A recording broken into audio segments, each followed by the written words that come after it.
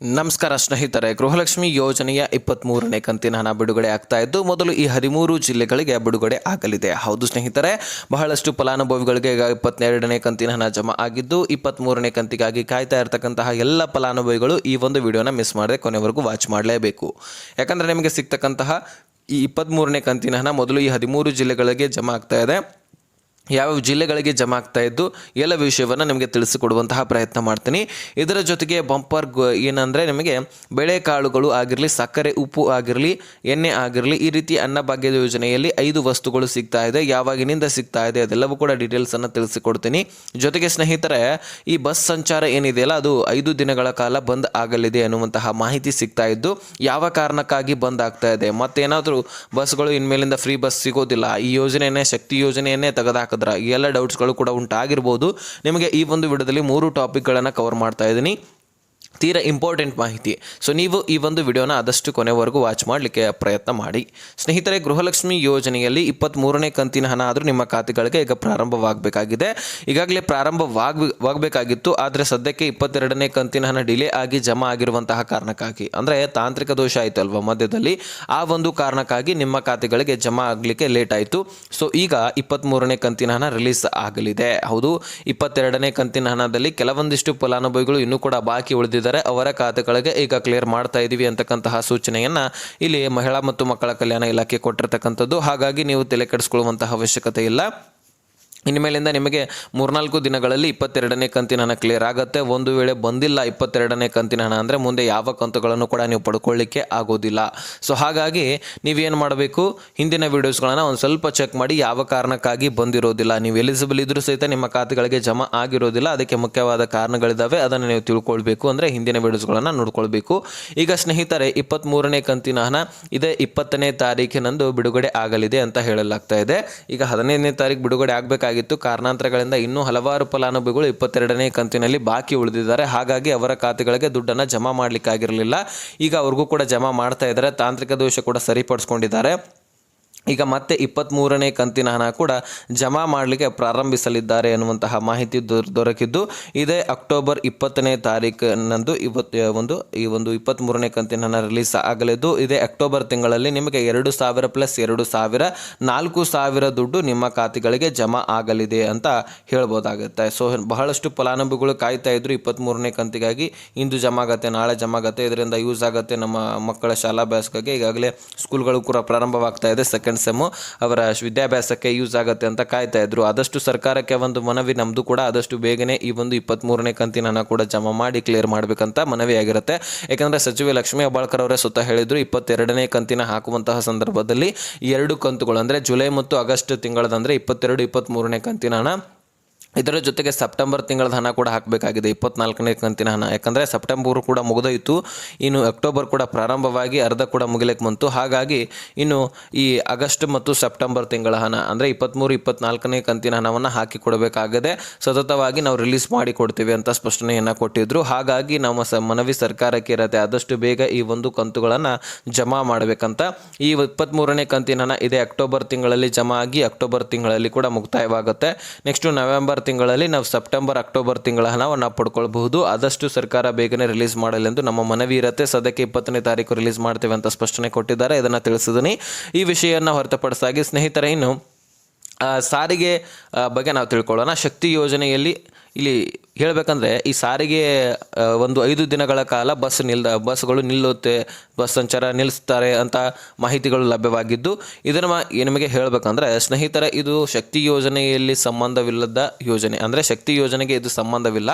ಇದಕ್ಕೆ ಕಾರಣಗಳೆಂದರೆ ಬಸ್ ನೌಕರರು ಮತ್ತು ಮುಷ್ಕರವನ್ನು ಪ್ರಾರಂಭ ಮಾಡಲಿದ್ದು ಅವರಿಗೆ ಕೊಡಬೇಕಾಗಿರತಕ್ಕಂತಹ ಹಿಂಬಾಕಿ ಹಣವನ್ನು ಕೊಟ್ಟಿಲ್ಲ, ಅವರಿಗೆ ಕೊಡಬೇಕಾಗಿರ್ತಕ್ಕಂತಹ ವೇತನವನ್ನು 38 ತಿಂಗಳ ವೇತನವನ್ನು ಕೊಟ್ಟಿಲ್ಲ. ಸೊ ಹಾಗಾಗಿ ಅವರು ಮುಷ್ಕರವನ್ನು ಪ್ರಾರಂಭ ಮಾಡಲಿದ್ದಾರೆ. ಈಗಾಗಲೇ ಜೂನ್ನಲ್ಲಿ ಕೂಡ ಮುಷ್ಕರವನ್ನು ಪ್ರಾರಂಭ ಮಾಡಿದ್ರು, ಆದರೆ ಕೋರ್ಟ್ನಿಂದ ಆರ್ಡರ್ ಬಂದ ತಕ್ಷಣ ಮತ್ತೆ ಅದನ್ನು ಬಸ್ಗಳು ಪ್ರಾರಂಭ ಮಾಡಿದ್ರು. ಆದ ಕಾರಣಕ್ಕಾಗಿ ಬಸ್ಗಳು ಸಂಚಾಲನ ಮಾಡಿದ್ದು ಮತ್ತು CM ಅವರು ಕೂಡ ಒಂದು ನೋಟಿಸ್ ಕೂಡ ಕೊಟ್ಟಿದ್ರು, ನಾವು ಇನ್ನು 2 ತಿಂಗಳಲ್ಲಿ ನಿಮಗೆ ಕೊಡಬೇಕಾಗಿರ್ತಕ್ಕಂತಹ ದುಡ್ಡನ್ನು ನಾವು ಕೊಡ್ತೇವೆ, ಹಾಗಾಗಿ ಮುಷ್ಕರವನ್ನು ಮಾಡಬೇಡಿ. ಈಗಾಗಲೇ ಶಾಲಾ ಕಾಲೇಜು ಮಕ್ಕಳಿಗಾಗಿರಲಿ ಅಥವಾ ಸಾರ್ವಜನಿಕರಿಗಾಗಿರಲಿ ತೊಂದರೆ ಉಂಟಾಗುತ್ತೆ ಬಸ್ ನಿಂತೋದ್ರೆ. ಆದ ಕಾರಣಕ್ಕಾಗಿ ನೀವು ಬಸ್ಗಳನ್ನ ಸಂಚಾರ ಮಾಡಿ ನಾವು ಅದಕ್ಕೆ ಕೊಡಬೇಕಾಗಿರ್ತಕ್ಕಂತಹ ದುಡ್ಡನ್ನು ಕೊಡ್ತೀವಿ ಅಂತ ಹೇಳಿಬಿಟ್ಟು ಸ್ಪಷ್ಟನೆಯನ್ನು ಕೊಟ್ಟಿದ್ದರು. ಆದ ಕಾರಣಕ್ಕಾಗಿ ಬಸ್ ಸಂಚಾರಕರು ಚಾಲಕರು ಮತ್ತೆ ಅದನ್ನು ಸ್ಟಾರ್ಟ್ ಮಾಡಿದರು. ಈಗ ಬಸ್ ಸಂಚಾಲನೆ ಮುಖಂಡರು ಕೂಡ ಈ ಒಂದು ನೋಟಿಸನ್ನು ಕೊಟ್ಟಿದ್ದಾರೆ. ನಾವು ಉಪವಾಸ ಸತ್ಯಾಗ್ರಹ ಕೂಡ ಮಾಡ್ತೀವಿ, 5 ದಿನಗಳ ಕಾಲ ನಾವು ಬಸ್ ಸಂಚಾರವನ್ನು ನಿಲ್ಲಿಸ್ತೀವಿ, ಅಷ್ಟರೊಳಗಾಗಿ ದುಡ್ಡು ಕೊಡಲಿಲ್ಲ ಅಂದರೆ ಇನ್ನೂ ಹೆಚ್ಚಿನ ದಿನಗಳ ಕಾಲ ನಾವು ಬಸ್ ಸಂಚಾರವನ್ನು ನಿಲ್ಲಿಸ್ತೀವಿ, ಉಪವಾಸ ಸತ್ಯಾಗ್ರಹವನ್ನು ಮಾಡ್ತೀವಿ ಅಂತ ಸ್ಪಷ್ಟನೆಯನ್ನು ಕೊಡ್ತಾ ಇದ್ದಾರೆ. ಸೊ ಹಾಗಾಗಿ ಇದಕ್ಕೆ ಸರ್ಕಾರ ಏನು ಹೇಳುತ್ತೆ ಅನ್ನುವಂಥದ್ದು ನಾವು ಕಾಯ್ದು ನೋಡಬೇಕಾಗಿದೆ. ಏನು ಕೊಡಬೇಕಾಗಿರುವಂತಹ ದುಡ್ಡನ್ನು ಆದಷ್ಟು ಬೇಗ ಕೊಡಬೇಕು. ಬರೀ ಶಕ್ತಿ ಯೋಜನೆಯಲ್ಲಿ ನಾವು ಇನ್ವೆಸ್ಟ್ ಮಾಡ್ತಾ ಹೋದರೆ ಸರ್ಕಾರ ಹಿಂದುಳಿದು ಖಚಿತ. ಯಾಕಂದರೆ ಈಗಾಗಲೇ ಗ್ಯಾರಂಟಿ ಯೋಜನೆಗಳಿಂದ ಸರ್ಕಾರವೇ ತತ್ತರಿಸಿ ಹೋಗ್ತಾ ಇದೆ. ನೀವು ನೋಡ್ತಾ ಇದ್ದೀರಿ, ಗೃಹಲಕ್ಷ್ಮಿ ದುಡ್ಡು ಕೂಡ ಬಹಳ ಡಿಲೇ ಆಗಿ ಬರ್ತಾ ಇದೆ. ಇದು ಒಂದು ಕಡೆ ಆದರೆ ಇನ್ನು ಶಕ್ತಿ ಯೋಜನೆಯಲ್ಲಿ ಕೂಡ ಗೃಹಲಕ್ಷ್ಮಿಗಿಂತ ಹೆಚ್ಚಿನ ಇನ್ವೆಸ್ಟ್ಮೆಂಟನ್ನು ಮಾಡಬೇಕಾಗತ್ತೆ. ಪ್ರತಿ ತಿಂಗಳು ಕೂಡ ಗೃಹಲಕ್ಷ್ಮಿ ದುಡ್ಡನ್ನು ಕೊಡಬೇಕಂದ್ರೆ 2,500 ಕೋಟಿ ಕೊಡಬೇಕಾಗತ್ತೆ. 4 ಕಂತುಗಳನ್ನು ಕೊಡಬೇಕಂದ್ರೆ 10,000 ಕೋಟಿ ಕೊಡಬೇಕಾಗತ್ತೆ. ಎಲ್ಲಿಂದ ತರುತ್ತೆ ಸರ್ಕಾರ ದುಡ್ಡು? ಹಾಗಾಗಿ ಈಗಾಗಲೇ ಸಾಲ ಕೂಡ ಮಾಡ್ಕೊಂಡಾಗಿದೆ ಮತ್ತು ಇನ್ನಷ್ಟು ಸಾಲ ಆಗತ್ತೆ ಅಂತಕ್ಕಂತಹ ವಿರೋಧ ಪಕ್ಷದ ನಾಯಕರು ಕೂಡ ಹೇಳ್ತಾ ಇದ್ದಾರೆ. ಹೀಗಾಗಿ ಸಾಲ ಆಗಿದ್ದೇ ಆದರೆ ಮತ್ತೆ ಬೆಲೆಗಳನ್ನು ಏರಿಕೆ ಮಾಡ್ತಾರೆ, ಜನರಿಂದನೇ ಮತ್ತೆ ಲೂಟಿ ಮಾಡಬೇಕಾಗತ್ತೆ. ಈಗಾಗಲೇ ಸರ್ಕಾರದಿಂದ ಬೆಲೆ ಏರಿಕೆ ಆಗಿದೆ, ನಿಮಗೆ ಗೊತ್ತಿದೆಯೋ ಗೊತ್ತಿಲ್ಲವೋ ಗೊತ್ತಿಲ್ಲ. ಈಗ ಹಾಲಿನ ಬೆಲೆ ಏರಿಕೆ ಆಗಿದೆ, ಪೆಟ್ರೋಲ್ ಡೀಸೆಲ್ ಬೆಲೆ ಏರಿಕೆ ಆಗಿದೆ, ವಿಧಾನಸೌಧಗಳಲ್ಲಿ ಹೋದರೆ ಪ್ರತಿಯೊಂದು ಕಾಗದ ಬೆಲೆ ಏರಿಕೆ ಆಗಿರ್ತಕ್ಕಂಥದ್ದು, ಬಸ್ ಟಿಕೆಟ್ ದರ ಪುರುಷರಿಗೆ ಹೆಚ್ಚಳ ಆಗಿದೆ, ಮೆಟ್ರೋನಲ್ಲಿ ಮಹಿಳೆಯರಿಗೂ ಕೂಡ ದರ ಹೆಚ್ಚಳ ಆಗಿರ್ತಕ್ಕಂಥದ್ದು. ಹೊರ ರಾಜ್ಯಕ್ಕೆ ಹೋದರೆ ಕಡಿಮೆ ಇರುತ್ತೆ, ಆದರೆ ನಮ್ಮ ರಾಜ್ಯದಲ್ಲಿ ಹೆಚ್ಚಳ ಆಗಿರುವಂಥದ್ದು. ಸೊ ಹಾಗಾಗಿ ಈ ಗ್ಯಾರಂಟಿ ಯೋಜನೆಗಳಿಂದ ಮತ್ತಷ್ಟು ನಮಗೆ ನಷ್ಟನೇ ಆಗ್ತಾ ಇದೆ ಹೊರತು ಲಾಭ ಅಲ್ಲ ಅಂತ ಹೇಳ್ಬಿಟ್ಟು ಜನರಿಂದನೇ ಅಭಿಪ್ರಾಯ ಬರ್ತಾ ಇದೆ. ಈಗ ನೋಡಿ, ಸಾರಿಗೆ ಇಲಾಖೆ ಈಗ ಬಸ್ ಫ್ರೀ ಆಗಿರುವಂತಹ ಕಾರಣಕ್ಕಾಗಿ ರಿಕ್ಷಾ ಚಾಲಕರಿಗೆ ಹೊಡೆತ ಬೀಳುವಂಥದ್ದು, ಅದೇ ರೀತಿಯಾಗಿ ಈ ಎಲ್ಲ ಬೆಲೆಗಳು ಏರಿಕೆ ಆಗಿರ್ತಕ್ಕಂಥದ್ದು. ಯಾಕಂದರೆ ಸರ್ಕಾರ ಗ್ಯಾರಂಟಿ ಯೋಜನೆಗಳನ್ನು ನಡೆಸಬೇಕಂದ್ರೆ ದುಡ್ಡು ಬೇಕಂದ್ರೆ ನಮ್ಮಿಂದನೇ ಅದನ್ನು ತಗೊಳ್ಬೇಕಾಗತ್ತೆ.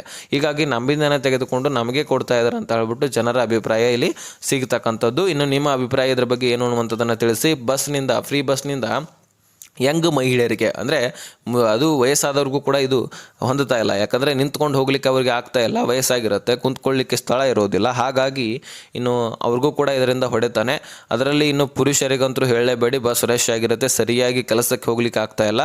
ಅದೇ ರೀತಿಯಾಗಿ ಸ್ನೇಹಿತರೆ, ಇನ್ನು ವಿದ್ಯಾರ್ಥಿಗಳಿಗಂತೂ ಹೇಳಲೇಬೇಡಿ, ಸರಿಯಾದ ಟೈಮ್ಗೆ ಕಾಲೇಜ್ಗೆ ಶಾಲೆಗಳಿಗೆ ಹೋಗ್ಲಿಕ್ಕೆ ಆಗ್ತಾ ಇಲ್ಲ. ಯಾಕಂದರೆ ಬಸ್ಗಳು ರಶ್ ಆಗಿರುತ್ತೆ, ಬಸ್ಗಳು ನಿಲ್ಲಿಸೋದಿಲ್ಲ. ಕಂಡಕ್ಟರ್ ಆದರೂ ಏನು ಮಾಡಬೇಕು, ಡ್ರೈವರ್ಗಳಾದರೂ ಏನು ಮಾಡಬೇಕು? ಬಸ್ ರಶ್ ಆಗಿದ್ರೆ ಇನ್ನೂ ಎಲ್ಲಿ ಹತ್ಸ್ಕೊಂಡು ಹೋಗ್ಬೇಕು ಅವರು? ಹಾಗಾಗಿ ಫ್ರೀ ಆಗಿರುವಂತಹ ಕಾರಣಕ್ಕಾಗಿ ಮಹಿಳೆಯರು ತುಂಬಾ ಬಸ್ನಲ್ಲಿ ಅಡ್ಡಾಡ್ತಾ ಇದ್ದಾರೆ. ಹಾಗಾಗಿ ಇದರಿಂದ ಸರ್ಕಾರದ ವೆಚ್ಚ ಕೂಡ ಆಗ್ತಾ ಇದೆ, ಈ ಕಡೆ ಎಲ್ಲ ಸಾರ್ವಜನಿಕರಿಗೂ ಕೂಡ ಹೊಡೆತ ಬೀಳ್ತಾ ಇದೆ, ಮಹಿಳೆಯರೊಬ್ಬರನ್ನು ಬಿಟ್ಟು.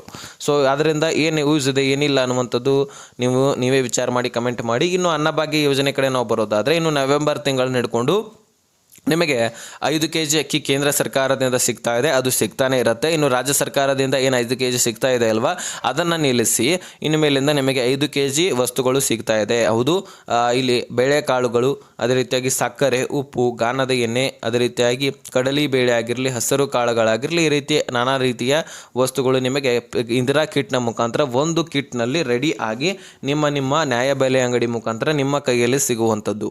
ಸೊ ಈ ರೀತಿ ಒಂದು ಹೊಸದಂಥ ವಸ್ತುಗಳನ್ನು ಕೊಡುವಂತಹ ಕೆಲಸವನ್ನು ಇಲ್ಲಿ KH ಮುನಿಯಪ್ಪನವರು ಆಹಾರ ಇಲಾಖೆ ಸಚಿವರು ಮಾಡ್ತಾ ಇದ್ದಾರೆ.